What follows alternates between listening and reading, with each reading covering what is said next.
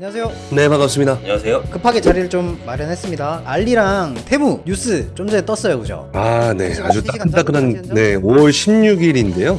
아주 따끈따끈한 뉴스가 떴네요. KC 인증 관련해가지고 이렇게 떴는데 기존에도 사실 말들이 굉장히 많았어요. 이거 너무 불합리하다. 국내 사업자들한테 너무 불합리하다. 그러니까 세금적인 문제도 있지만 국내 이제 유통업 그 다음에 뭐 제조하시는 분들은 어떻게 이겨내란 말이냐. 약간 이렇게 말들이 많았는데 이제 국가가 약간 움직이기 시작했습니다. 그래서 중국 제품을 소싱해서 판매하시는 분들한테는 어떤 돌파구가 될 수 있는 아주 중요한 내용이기 때문에 오늘 아주 짧게 이 내용에 대해서 포인트만 좀 짚어주셨으면 좋겠습니다. 네, 반갑습니다. 제이미입니다. 제가 먼저 시작해보도록 할게요. 아주 짧게라고 많이 강조하셨기 때문에 생각보다 짧게 해야 되는 걸로 인지하고 시작하도록 하겠습니다. 말이 너무 아, 네. 너무 뭐라고 하지 말아주세요. 열심히 하려고 하는 거니까. 알겠습니다. 5월 16일 12시 35분자의 뉴스인데요. 뉴스 제목은 이렇습니다. 정부 지금 사각지대 없앤다라는 뉴스였어요. 무슨 내용이냐 했더니 외국에서 꼭 알리랑 테무랑을 특정하지는 않았지만 실제로 특정이 됐다고 봐도 되죠. 그래서 중국발로 넘어오는 해외 구매 상품에서 인증을 받지 않은 상품들이 많이 있고 이것이 국민에게 위해를 가할 수 있다라는 명목으로 제가 봤을 때 사실 이것은 서브 문제고요. 우리 국내 사업자를 살리겠다는 얘기겠죠. 그래서 큰 카테고리 3개, 어린이 제품, 전기, 생활용품, 화학 제품, 이렇게 생활화학 제품이죠. 이렇게 총 3가지 카테고리에서 제재를 했는데요. 쉽게 어떤 것을 제재했는지 한번 보자면 일단 어린이 제품은 킥보드, 롤러스케이트, 가구, 섬유 제품, 놀이기구 등 34개 제품을 해외 직구를 하지 못한다라고 명시를 했습니다. 모든 제품이라고 하도 무방합니다. 이거 어린이 제품 전체 다 수입이 안 됩니다라고 얘기를 했고요. 그렇다면 어린이 캐시 인증 안전 인증을 받으라는 얘기겠죠. 유아용품 취급하시는 사업자분들 안심하셔도 좋겠습니다. 두 번째입니다. 전기 생활용품인데요. 이거는 조금 어폐가 있는 게 있어요. 좀 설명을 해볼게요. 전기 찜질기, 그 다음에 전자 헬스기기, 그 다음에 기포 발생기기, 재사용 전지 시스템, 비비탄총 이렇게 크게 5개 정도만 얘기하고 총 품목은 34개임에도 불구하고 제가 5개만 얘기했는데 뭐냐면 전선 케이블 코드류, 단전지, 전력 변환 장치, 유체 펌프 이건 모든 전자제품에 다 포함되는 거예요. 맞죠? 해석의 여지가 있단 말이에요. 해석의 여지가 있다고요. 이거는 전선 없는 제품이 있어요? 그래서 이건 제가 확인을 하고 싶어요. 그래서 이거는 나중에 확인을 하게 될 거고 다시 한번 말씀드리도록 할게요. 실제로 이거를 해석의 범주를 넓히면 모든 전자제품을 다 맞는다라고 한정 지어버릴 수 있는 상황이에요. 그렇지만 지금 특정한 걸로만 따져보면 온열기기 있죠. 온열 장판, 그 다음에 전자 물 데우개, 기포 발생 기기가 되게 웃긴 얘기예요. 가습기입니다. 이거 가습기 못한다는 얘기예요. 그리고 재사용 전지 시스템, 배터리입니다. 배터리, 보조 배터리나 그런 류애들 못한다. 그 다음에 일반 조명 기구, 조명류는 뭐든지 다 안 된다는 얘기입니다. 그래서 이런 카테고리에 속하신 분들 같은 경우에는 조금 안심하셔도 될 것 같습니다. 그 다음에 3번째로는 생활화학 제품인데요. 이건 총 12개를 제재했는데 가습기용 보존제, 가습기용 살균제 이런 가습기 관련 제품은 다 막았어요. 왜냐면 최근에 가습기 사태가 터졌기 때문에. 두 번째, 살균제, 소독제, 그다음에 살서제, 살조제, 기피제, 목조용 보존제라고 표현했어요. 살서제는 쥐약이고요. 살조제는 비둘기나 이런 유해 조류 같은 거, 그 다음에 살충제, 에프킬라 홈키파 같은 거죠. 그 다음에 소독제, 손소독제 같은 거 다 안 된다는 얘기고요. 목지용 보존제라고 했는데 니스 같은 게 포함될 수 있겠네요. 이런 모든 것들을 하지 마라라고 얘기를 했습니다. 실제로 이렇게 얘기한 다음에 하나 더 재밌는 소식이 있어요. 그럼 정말 좋군요. 근데 이거 말고 다른 소식도 있습니다. 네, 여기가 현재 해외 직구 소비자 안정화 방안의 요약본입니다. 요약본인데요. 아까 지금 제가 얘기했던 것도 이런 부분이었고요. 두 번째로 봤을 때는 유해성분, 화장품류는 당연히 안 된다. 장신구, 생활화학 제품, 방향제 등 안 된다라는 얘기를 하고 있어요. 이걸 반입을 아예 원천 차단하겠다는 얘기입니다. 이건 KC 인증 받지 않으면 아예 안 된다. 약품류, 혈압계, 보청기 등 의료기기, 그 다음에 수도꼭지류. 수도꼭지류가 되게 커요. 이거 굉장히 큰 시장이에요. 테무 그쪽에서.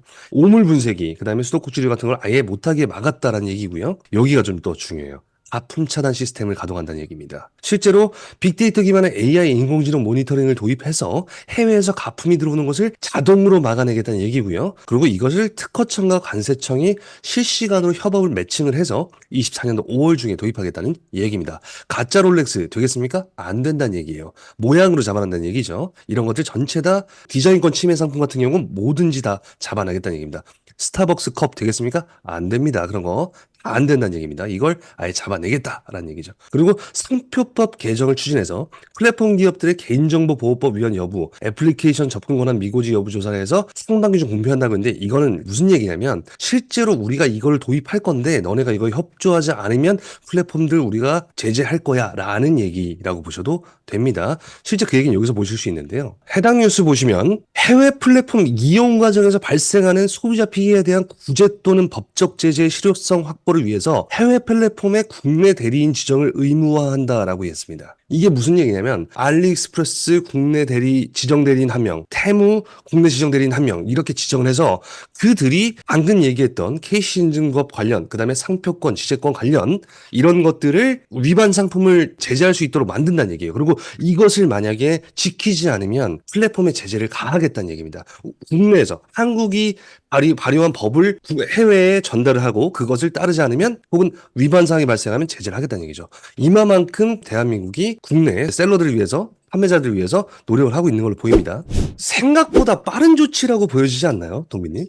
저는 놀랐어요. 좀 오래 걸릴 줄 알았는데. 맞습니다. 실제로 24년도 초부터 알리와 테무가 엄청나게 확장하기 시작했는데 말이죠. 그런데 이것을 지금 국내에서 빠르게 대응해서 이렇게 막아주는 것은 굉장히 고무적인 일이라고 생각해요. 그래서 방금 얘기했던 그런 것들을 찾아볼 수 있는 사이트는 소비자24라는 국내 사이트가 있습니다. 정부 사이트입니다. 거기에서 모두 다 확인할 수 있으니까 내가 판매하는 제품이 KC 인증을 받지 않으면 수입이 가능한 건지 아닌지에 대해서 이해를 한번 하고 가시는 게 좋을 수도 있겠네요. 그래서 앞으로 소싱할 상품, 내가 지금 취급하는 상품 같은 경우는 분명히 체크해 보시면 도움이 될 거라고 생각합니다. 웬만한 키워드 검색해보면 파워링크 1위 자리를 알리테무 얘네들이 광고를 엄청 많이 한단 말이에요. 입찰가 올려놓고. 그래서 와, 과연 이게 한국 사이트인지 중국 사이트인지 진짜 완전 꼴보기가 좀 싫었는데 그나마 이렇게 이제 국가에서 좀씩 빠르게 대응을 해줘가지고 점점 기준은 강화될 것 같긴 한데 일단 시작이 이 정도만으로도 그래도 좀 다행이지 않나 싶긴 합니다.